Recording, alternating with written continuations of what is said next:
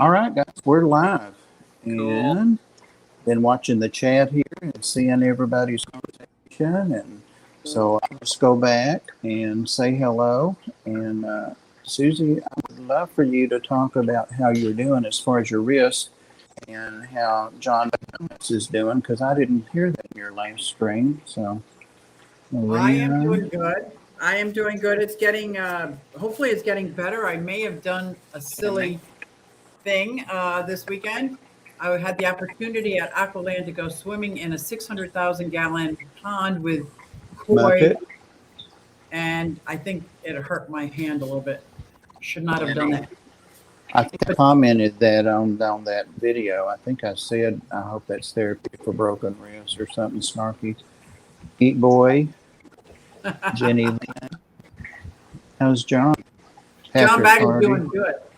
John Good. Bag is doing good. His burn, Patty?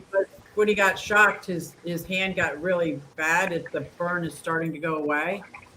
And his back is slowly getting better. It's still broken, but it's getting better. Did he have that S-car? I think, yeah, it's called S-car. The black, did it turn black? It didn't turn black, but it went down deep. It's almost like he had a puncture in here, and it went so deep. And they didn't even care about that in the hospital. All they cared about is all that electricity that went through his heart. Yeah. Hey, Mike. It can change your rhythm. Yeah, definitely, for sure. Start it or stop it.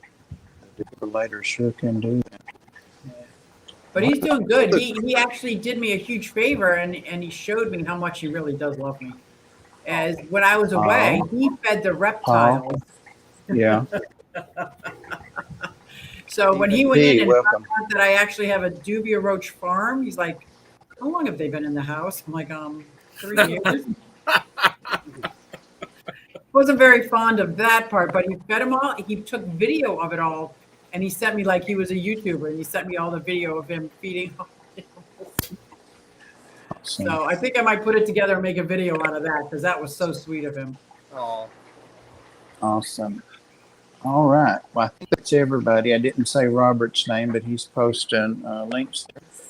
Edgar Williams, Michael Long. So we'll have people come in and we'll try to say hello. Any of us can do that, but I'm going to go ahead and bring you up solo. Get it out, Bob. Our guest, some of you know him and some of you don't, is Ethan Dickinson, like it says there on the screen. And he's one of our local fish store owners. He owns MANIA in Chattanooga. And I've known Ethan several years. I want to say 3, maybe 4 years. since 2015. Oh, longer than that. Oh, you've got some event that you made it by. I hope it wasn't bad. Hope it was a good thing.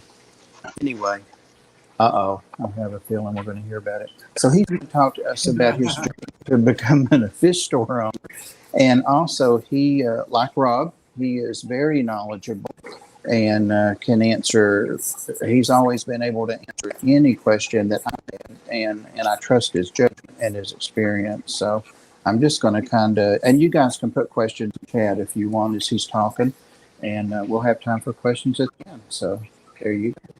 So the questions are at the end of it? They can ask throughout if they want, and Either try to watch way. and highlight them. Whatever Sure. you prefer. You're the guest. So.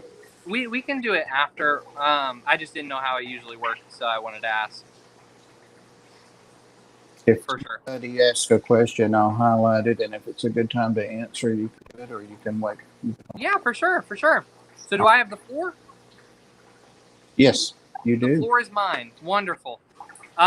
Well, hello, everybody. My name is Ethan. I am the owner now of Fish Mania. Y'all might have known, if you're local to the area, you might have known Carl as the owner. He is retired, and Ethan has taken the reins or taken overlord rulership of Fish Mania.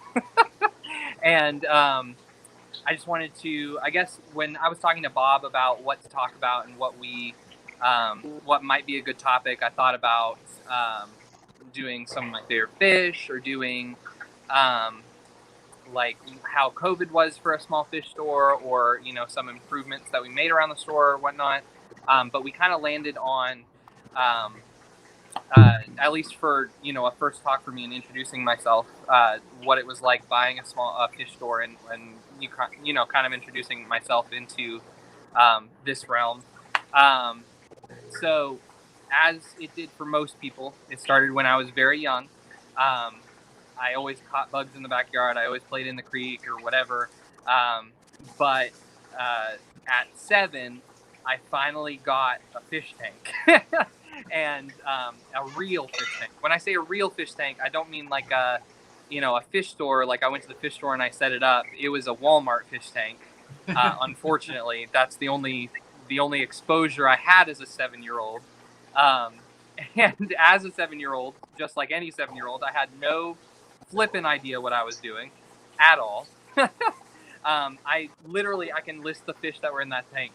There were 2 blackmore goldfish. There were 2 angelfish. There were 2 black skirt tetras. I just thought I was Noah over here. There were 2 corydoras. There were 2. Oh, and then there was 1 rainbow shark, and I think that's and a plecostomus. A regular common plecostomus in a 20-gallon aquarium. Nice. So yeah, I know. So in my start out to the hobby, I had this beautiful tank, and when I say beautiful, it was the ugliest freaking thing you'll ever see in your entire life. It had like SpongeBob ornaments and fake plants, and I think it was just gravel. There weren't rocks or wood or anything. Whatever I could get my hands on at Walmart. And I just set it up. Now, what really hooked me was the personality of the fish. So the more and more I kept watching them, I actually started journals that I still have, just little like school notebooks, the black and white ones. And I would label them, and I would take down what their favorite foods were, what their behavior was, how the fish interacted with one another. It was amazing. Of course, the rainbow shark beat everybody up, and the goldfish hated everybody because they wanted to be alone. But whatever. And it was just this amazing experience. And one day, I think I was like 8 or 9. There was a scheduled power outage, and they all died. And this is where my real hobby started, because I didn't give up like a lot of people would do in that scenario as a child. They would, get a little disheartened with all of their fish dying. I went and I got guppies. And when I got those little guppies, they got in that tank and they started having babies, and it was over. I mean, I just was like in love. I was like, I can keep a tank so well. And I didn't know that guppies were these like rabbits of the fish world, having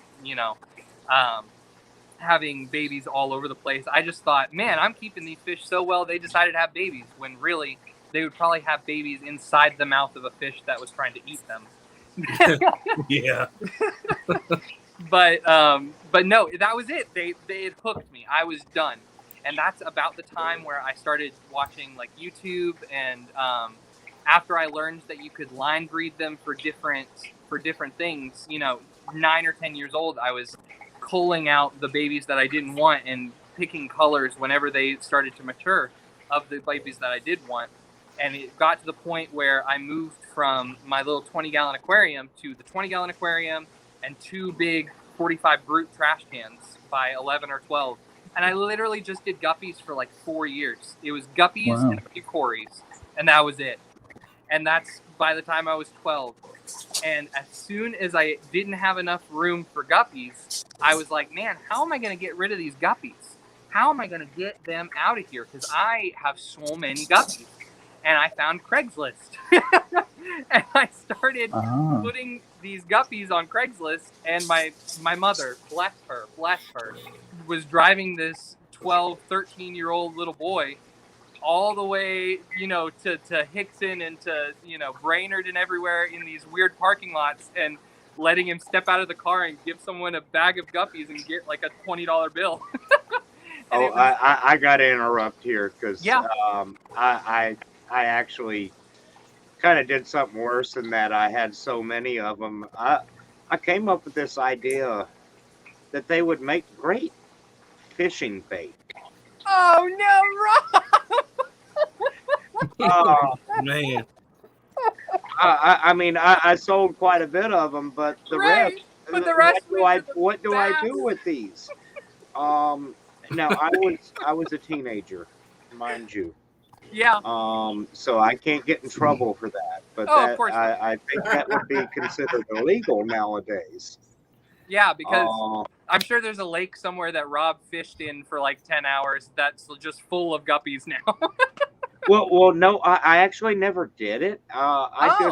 I just thought it was a good idea to try to sell them that way, and Yeah, um, I'm sure that they sold. I don't remember actually selling any, but it was an idea. Entrepreneurial spirit.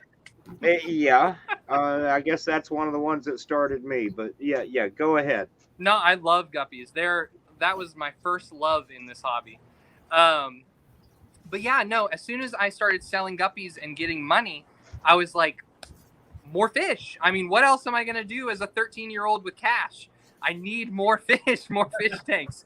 So I I started, at Walmart, and that evolved to PetSmart Petco, and that evolved to then convincing my mother to drive me to Bermuda, and that was the only local fish store that I knew existed in Chattanooga. I didn't think there was this world of fish stores, aquatic aesthetics, and a fish mania. I just thought there was Bermuda, and for a long time, instead of selling to people on Craigslist, it was so much easier to just bring fish into the fish store and get rid of 100 guppies and get some credit and get some like blue rams, So then I went from doing just guppies to trading guppies for rams and gudgeons, and it was just like this addiction where everything, I had to have it and I had to breed it, and it was like a checklist. It was like, alrighty, let's breed some blue rams. Alrighty, they're bred, cool, let's trade them in.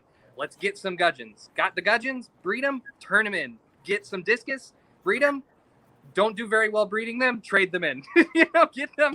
And it was just this really fun thing. It got to the point, again, bless my mother, it got to a point where I had 26 aquariums in our basement. It was just mainly like 10 gallons, 20 gallons, just growing plants and breeding fish and shrimp in these tanks.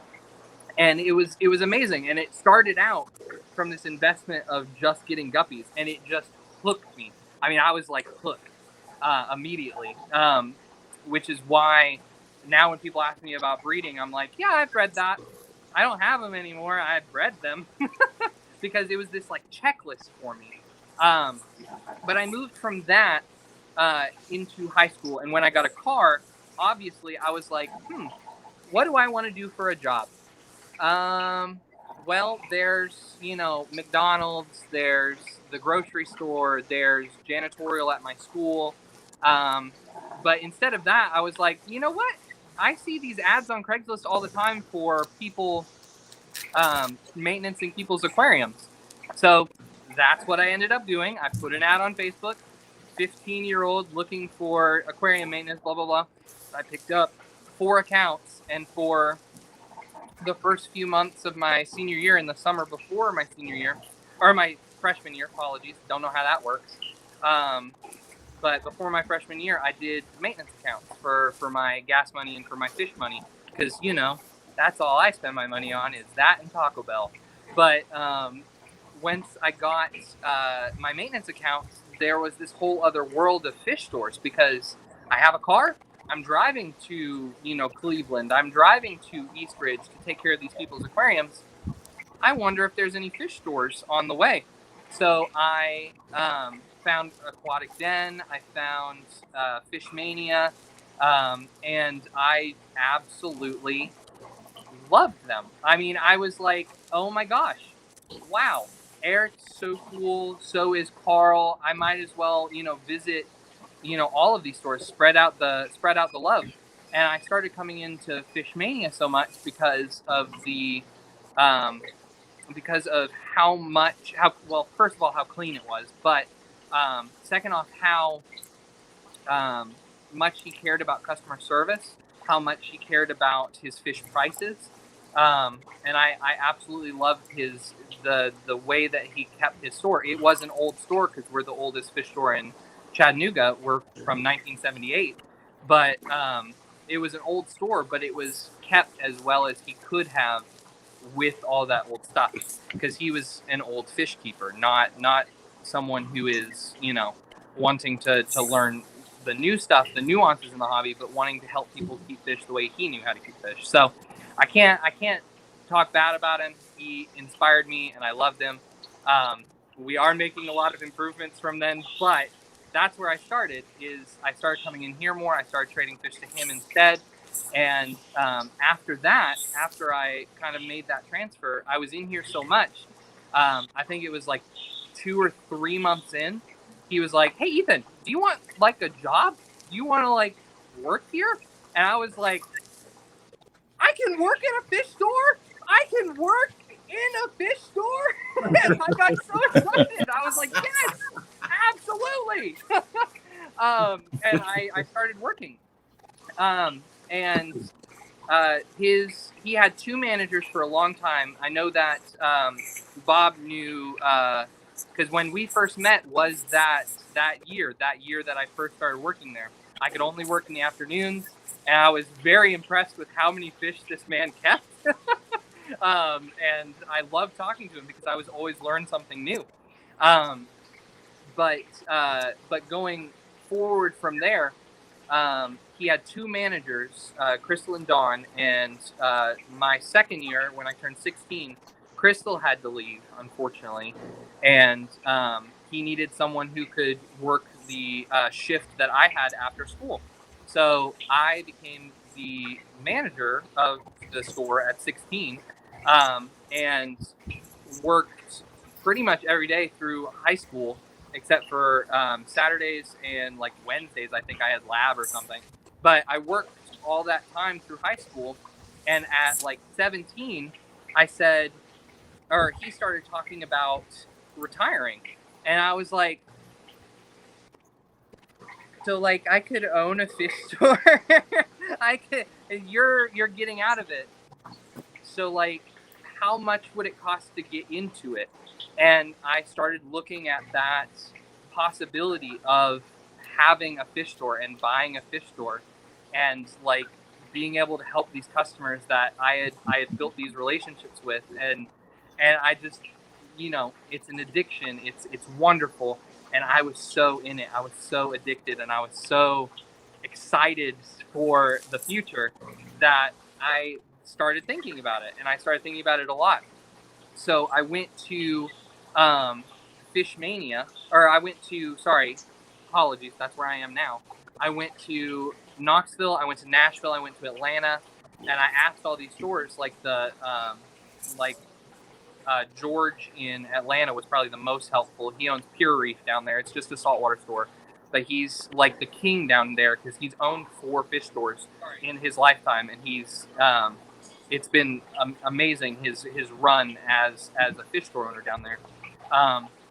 But he, golly, he helped me so much. But all of the fish store owners, I went down and I asked, what did you do that you liked? What did you do that you didn't like? Would you do it again?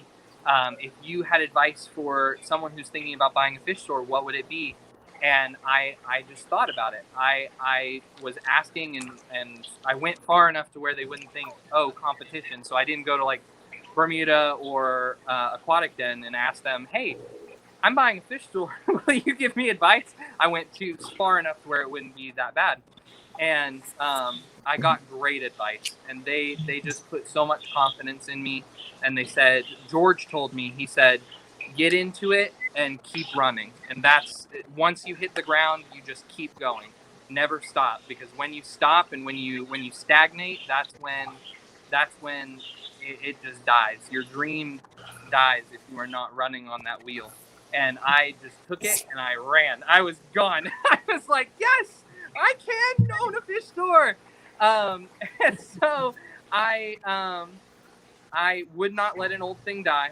I talked to Carl. I said, hey, and when I went to all these different places, the other thing I was looking for was like what was different. Because if you go to any of these other places, like Knoxville is very similar to us, but their fish stores are like huge. And down here we have a multitude of fish stores, but it's like they're not, and we're not as old as some of the fish stores over there, but they're like ginormous. Like you go to what's the big one in Nashville? It's Aquatic critter. Critter. yeah, Aquatic Critter, and it's ginormous. It's huge.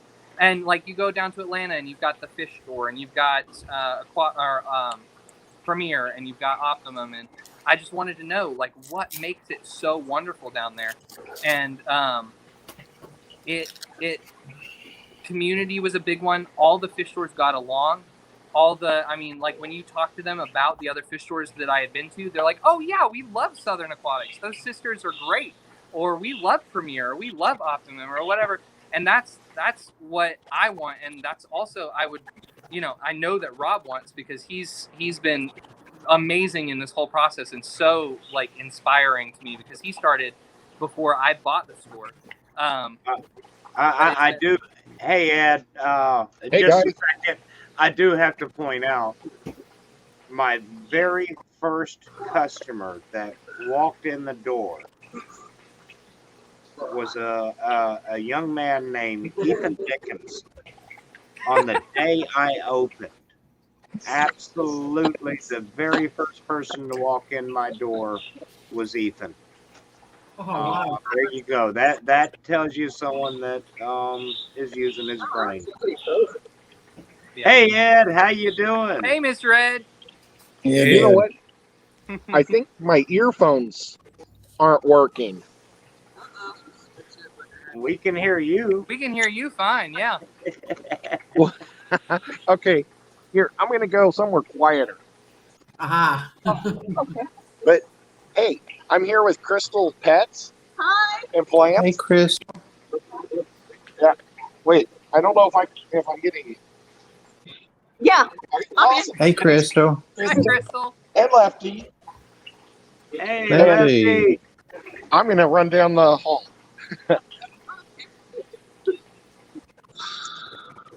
All right. And you made it in. I'm so sorry. We're good. But yeah, no, community is just like so important, and it's one of the biggest things that I saw in those other cities. There were big fish clubs. Over here, we only had there was a fish club, but everybody just, bought, sold, traded, never met, So when I came back, I told one of my best customers, Andy Ridge, we were like, we gotta get together. We're getting together. We're going to talk about fish and nerd out and drink coffee. And from there, we started a Facebook page. We went and we took off.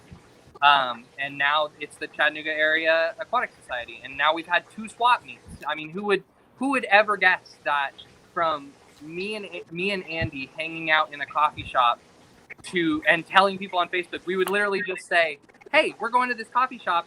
If anyone wants to join us and talk about this, they're welcome to having swap meets in Chattanooga. That is amazing to me. And I'm so happy about it. And that, honestly, in my opinion, more than just being a good fish store, the way to boost the hobby or having good fish stores, the way to boost the hobby in your area is to have a active, wonderful club where people are For sure. inspiring other hobbyists and inspiring, this just amazing hobby. So positive, such a positive hobby, and helping other people become successful at it. Because that's my job, that's Rob's job. But if there can be hobbyists that do it as well, and people that you can nerd out with, you can't trade it for anything in the world. I mean, it is literally amazing. But anyways, so I went from there to then having to come back and talk to Carl and say, hey, I want to buy it. What do we do? He was like, you're 17. Don't really want to trust that.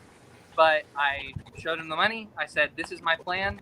Let's do it. And I literally had to wait less than a year until I turned 18 to sign the contract into buying Fish Mania. I had to wait a year to sign the contract to buy the store. And he told me that he wouldn't sell it in that meantime. And that was probably, I cannot thank that man enough for what he did for me. But But yes, anyways. So we waited a year. I turned 18. I signed the contract. And then the day came. I bought the fish store. I walked in. I paid the man. He walked out. I got the key. I have the picture. I got the key. Literally me grabbing the key from him, and then we immediately started making changes. And now it's my baby. We're rolling with it, and I can't wait to see what it does and what it becomes. So you're what, 35 now? Sorry, what? So you're what, 35 now? Right, yeah. No, take a guess. Bob, do you know how old I am? You asked me the other day, and it blew my socks off because Yeah. I've known you several years. So I've known you since I was 15.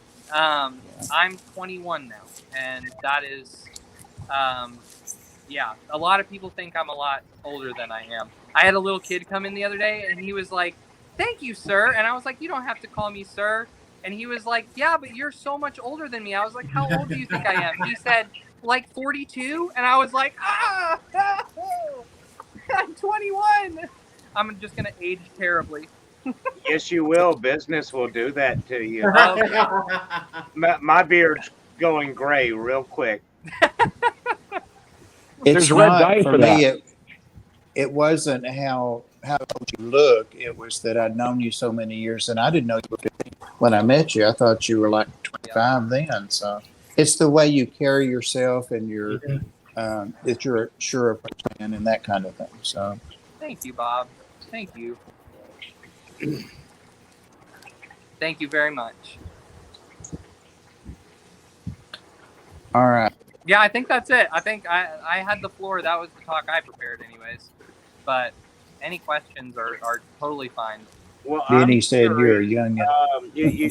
I have not had the opportunity to come visit your store. I really, really want to. Bring it on. I'd love to do it tomorrow when I'm closed. I know you don't close on a day, but I close one day a week, and that's my day off. However, Yeah. I'm going to be there and repairing a couple toilets.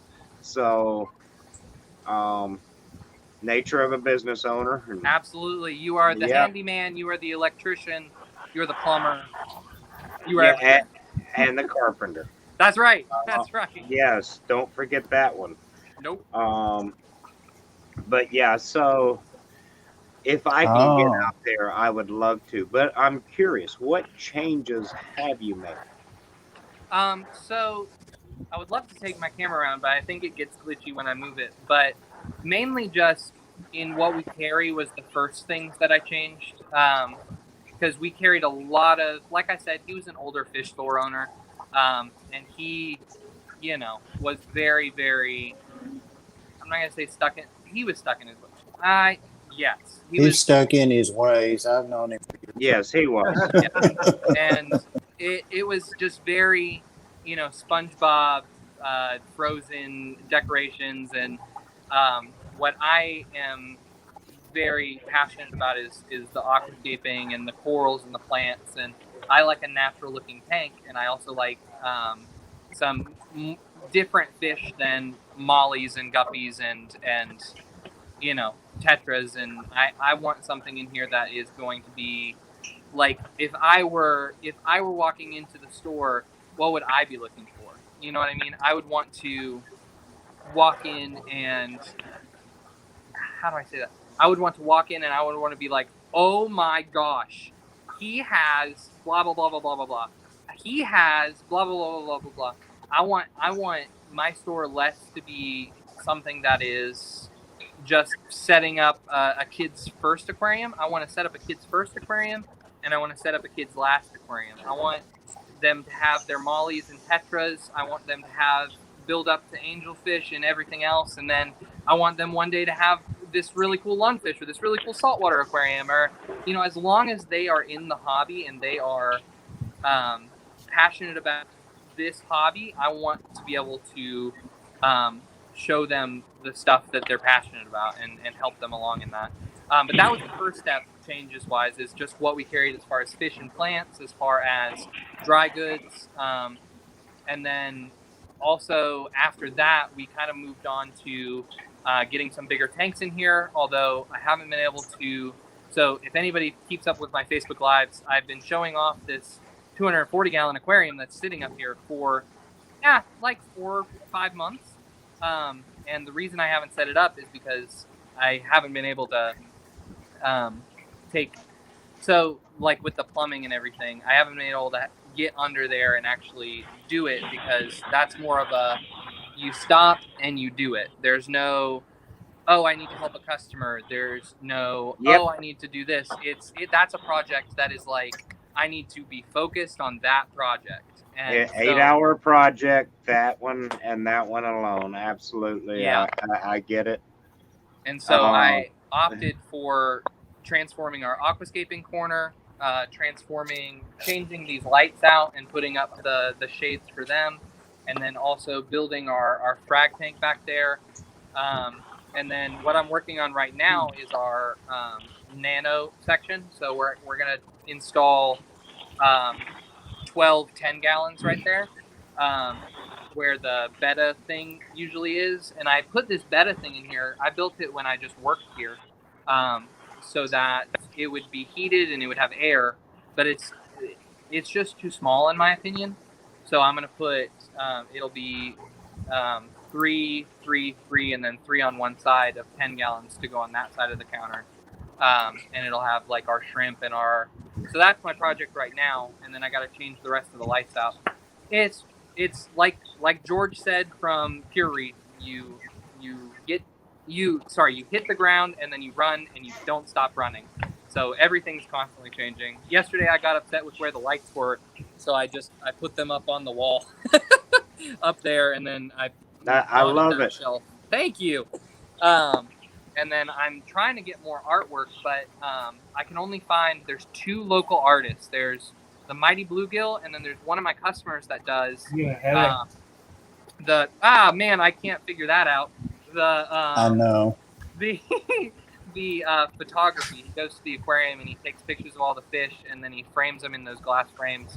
So now I'm displaying those for him to be able to sell out of here, and then it gives me artwork on the walls. So yeah. Well, another idea. Bring it on. Chattanooga Ed. He's still here, I assume.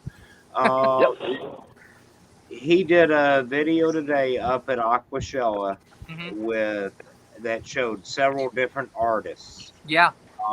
That would probably love to highlight like in a store like yours. Yeah. Unfortunately, in my place, I don't have room. What little bit of art I do have is just decoration. Yeah. I don't have the room to do that because our ceilings are, I think, about 2 foot lower than yours. So it's mostly taken up by that, by dry goods and fish tanks. Yeah. That real estate is priceless. But those artists, if you really start hunting for something real good, I'm sure they would love to. Agreed. Put stuff up there, and you can watch Ed's video. I think he's he's talking. Oh, okay. Go ahead. I was gonna ask Ed because I went to Aquashell, the first Aquashell Dallas, and I bought if we can show that. I don't know if you can see it. So that's Reef Koi, I believe 3, and I got that at Aquashell Dallas, but I haven't been able to hang it up because I want to put the lights on the tank and stuff. But that one came from Rachel Fogel at Reef Weeds. And then there's another guy, I can't remember his screen name, but he does fish cookies. I don't know if you've seen, is Ed listening now? Yeah. Ed, did you see the guy at Aquashella that did the fish cookies? There weren't any fish cookies today because I would have definitely bought some. So I guarantee it. People have been posting all over, like a bunch of the different artists I follow were posting this new guy that went. I know on the first day, I don't know about the second day, but he had a booth and he had all these realistic saltwater fish cookies. and he does like wood art as well, where he gets palette wood and then he does realistic fish painting on them. It's amazing. Oh. I would love that. Yeah, that's crazy. I didn't. Did you see that, Susie? Mm-mm. I only saw the one lady, Nori, who did a lot of artwork, and she did some on wood and on stone. Yeah.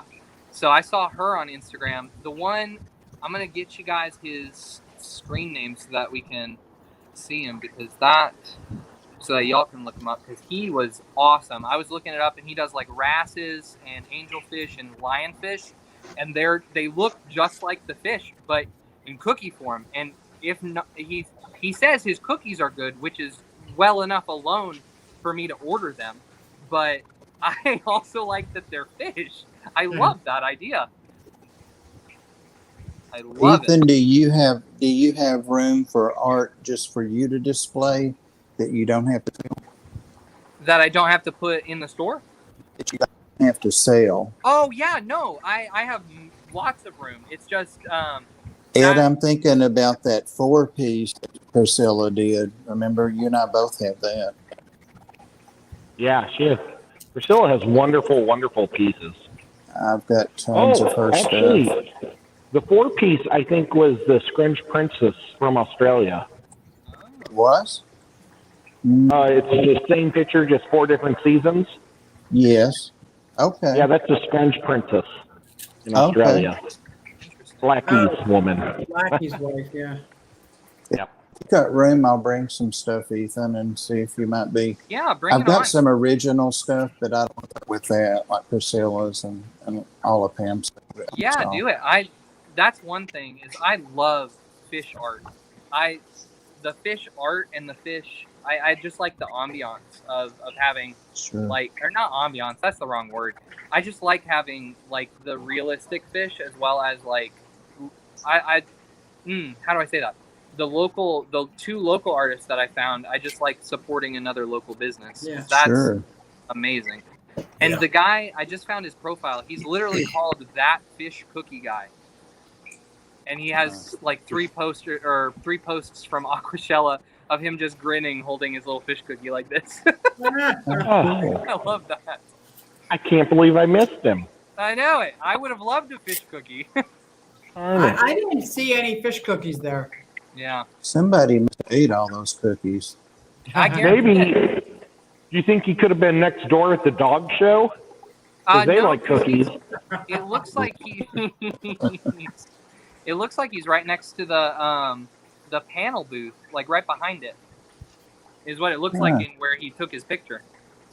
You do have to be careful. Some of those dog shows, those cookies look very real. My parents had some, and they had a friend over, and he started eating them. He's like, "Oh, these are pretty good." These My are the mom best looked at him and cookies. said, I'm glad you like the dog's treats."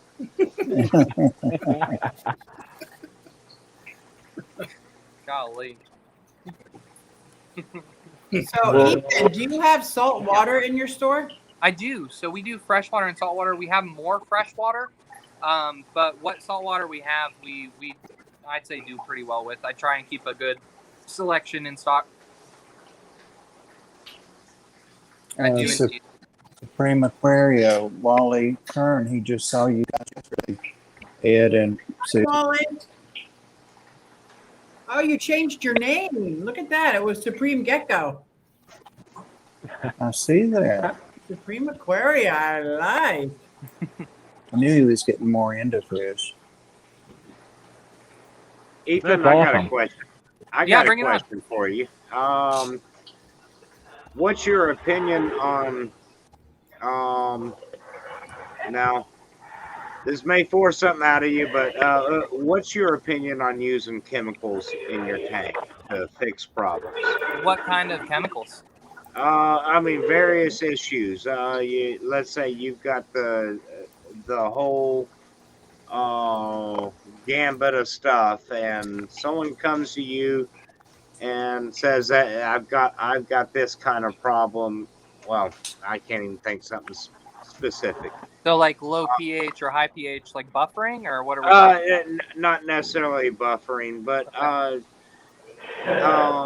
all the gambit of stuff that CChem has to offer. Oh, we're talking about like all the nonsense. Okay. Yeah, that's what I'm. There you go. You're catching on. So, in my opinion, the way that I've always, like, even when I just worked for Carl, Carl always did it his way, and he had us learn his way. But the way that I helped customers is I'm going to tell them every way that they could do it. I'm going to tell them the way that I would do it. And then I'm going to let them pick whichever way they think they want to do. And I'm going to help them the best I can with whatever way they pick. But I'm always going to give them the option that I always do. And the option that, you know, of course I'm biased towards my own option, but I'm always going to give them every solution, because in this hobby there's so many different ways to fix things. Like, yes, CChem makes a bunch of absolute oh boy, watch your language, Ethan. Stuff. But they also make a lot of items because they were solving a problem and they saw a niche to solve that problem. So is it going to work as well as another way to solve that problem? No, probably not. But is it going to solve the problem if that person wants to go that way? I mean, I'm never going to say, hey, that's a terrible way if I think it's going to work. Because then if they do it anyways and it works, they're going to be like, that guy didn't know what the heck he was talking about. You know? So I tell them John's way, or like, you know, Bob's way. I tell them every number of ways to do it, and whatever they decide to go with is probably the way that I will help them find, you know, whatever to their heart's content. I will help them. I just have to interject that, Ethan, you have really impressed the group, because Patty's Petite Tank said very impressive, this young man. Aww. And Patty's Yes. praise is not easily given, so Yeah. Thank you, Patty. But that's a joke. Ethan, if she asks for your number, don't give it. Yeah. Give no. it. I'll leave it like that. I don't have a cell phone. Okay. Good answer. 911. But yeah, no, that's what I would say. As far as chemicals are concerned, like I won't recommend them because, you know, but if somebody's having a problem, I say, so for instance, golly, what's a good for instance? Like if Ick. Do what? A good example would be if a fish has ick. If a fish has ick, you know. So like, that's a hard one, because that may require meds. It might. So what I will always recommend, and what I do with my own fish, is I increase the temperature. I put salt in the water, and that is because if we're looking at a tophatically dividing parasite, the parasite gets on the fish, it sucks up a bunch of nutrients, it falls off the fish, it goes into tophatic division. A lot of people think it lays eggs. It does not. It's a dividing parasite, so it splits and divides in the substrate, and that's where you kill it, is when it's off of the fish, because while it's on the fish, the slime coat is protecting it. So you have to get it off the fish, and the way you do that is by increasing its not digestive system. What's the right word? Immune system? No. Metabolism? Metabolism. Thank you. The word just escaped me. Increase their metabolism so that then they increase their sucking of the nutrients, and they all kind of fall off at the same time. And when they fall off into the water column, that salt dehydrates them faster than it dehydrates the fish, so that the parasites die. You run it for 3 to 7 days, and then you take it off. Don't add any fish for 7 more days, so that you give that parasite a time, because the life cycle of the ick parasite is 14 days. So you run the meds I usually do for 7 days. I watch them for 7 more. If I see any more signs, I redo the meds. If not, then you keep going. But that's just the way that I do it. I will also say, you can do the myriad of different companies that have ick medications, Ick X, Kick Ick, Herbitana, Super Ick Cure, everything like that. But salt is cheap. Heat and salt works every time for me. So why would I You know, Yep. why would you spend all that money on medication first if you can spend $1.49 on a little carton of salt and treat the fish with heat and salt? And then if that does not work and it increases the problem, then you switch to a medication because you only wasted $1.49. Yep, I agree. Yeah. Amber's agreeing about the heat and salt, but now Amber, not to get away from Ethan, and Ethan answered too. Betas have a tendency to be sensitive. So Yeah. do you half dose, or what do you So, two and do? then that's where the difference comes in because everybody has a different scenario. Yeah. You know, somebody could have like dojo loaches, or somebody could have coolie loaches. Like if I dose salt with coolie loaches and cories in my tanks, the way that I dose salt, they don't do as well. And that, again, a lot of people have success with dosing salt with cories. Like Aquarium Co-op, he said, literally, that was my first question I asked him when I saw him at Aquashella Dallas. I said, hey, so I've got some sick cories. What do you do, Mr. Cory King? And he said, I do salt. And I was like, salt doesn't work on my cories. They die.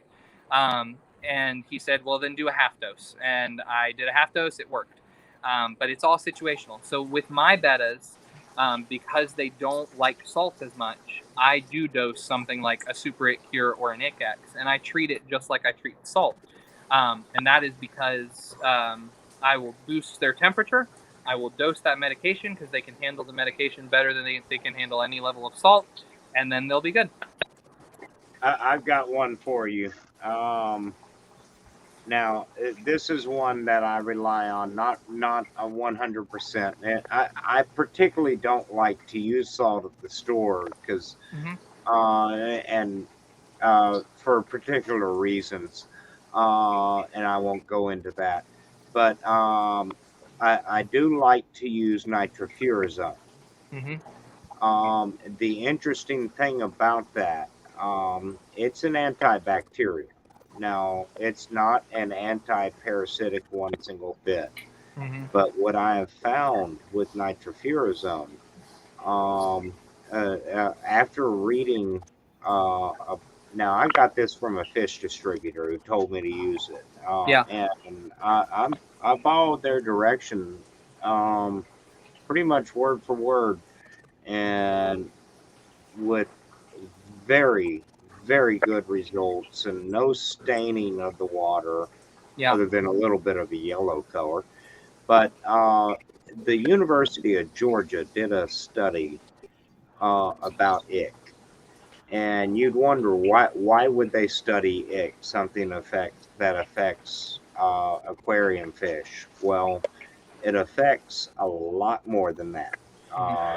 When you look at the level of fisheries that are in this country and other countries, it is huge. And they want to wipe it out just as much as we do.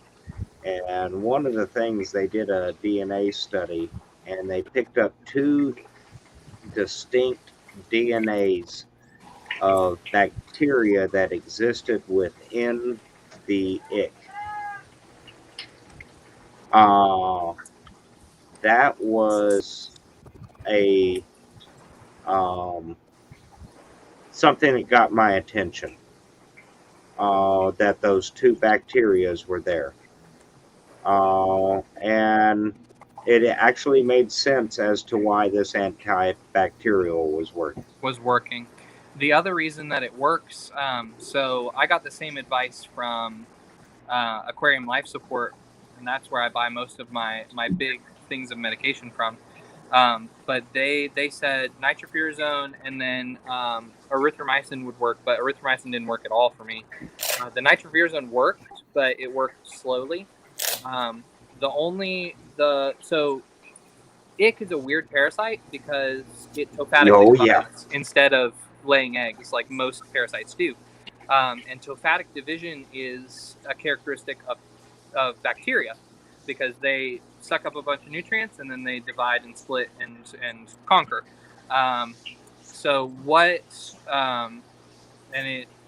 didn't see that study, but I guarantee that it's killing the bacteria that's helping that parasite live. but it will also hinder, because most antibiotics work on sterilization. So it sterilizes it basically binds the bacteria so that it can't tophatically divide. It can't split into multiple bacteria, and then it lives out its life cycle and dies. So I'm wondering, because it didn't work very well for me, so I stopped using it and I didn't look more into it. But I'm wondering if it works off of that premise where it stops that tophatic division in the substrate. It's very possible. I have no idea how it works. They did no follow-up to that study that I've found. I would love to look at that. Yeah, I'll get you the link to it. I've got it. I know yeah. I've got it somewhere. Send it over. I would love that.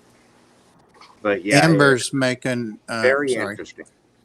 Amber's making one more really important point about the salt. She says cream salt to prevent velvet and beta spawns. They do great with it, and I've never lost a fry to velvet since. 1 teaspoon for 5 gallons of water. Betas are extremely salt tolerant. See, that's the opposite from what I have heard, but I haven't seen that in print. So with me, it's hard to dose the size of aquarium. So with salt, it's less of a problem for me of they can't take it, and more of a thing of like I keep my betas in 16-ounce mason jars with a bubbler and a heater and plants inside of each one, and the mason jars are so small I can never get the dosage right. So that's why I use the medication. She says she's been kept domestics and brackish for years. There's another question here, and it may have to be our last one because Maria's got us on the timer. We've just got 5 minutes, 10 minutes left. And Supreme Aquaria, Wally Kern asked, owning a fish store is your biggest challenge managing customers' questions and requests. How do you manage?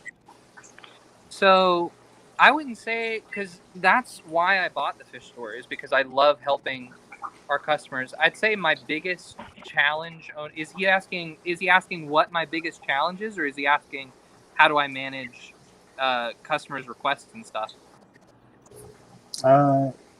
Is your biggest challenge customers' questions and requests? How do you manage? I guess he means manage that. Okay, so the way that I manage like customers' questions and requests is I will answer to my knowledge, and I will answer with any answer. Like I said earlier with problems, if there's a problem and I think that there's multiple ways that they could do it, I present every option. They pick an option, we do that. If they have a question about a fish and I know about that fish, which usually I'm ordering the fish, so if I see a fish that I'm not going to order a fish first off that I don't know about. If I see it one week, I'm not going to order it the first week I see it. I'm going to research the fish and then hope it's there the next week because I want to know about the fish so I can help people with it when it comes in.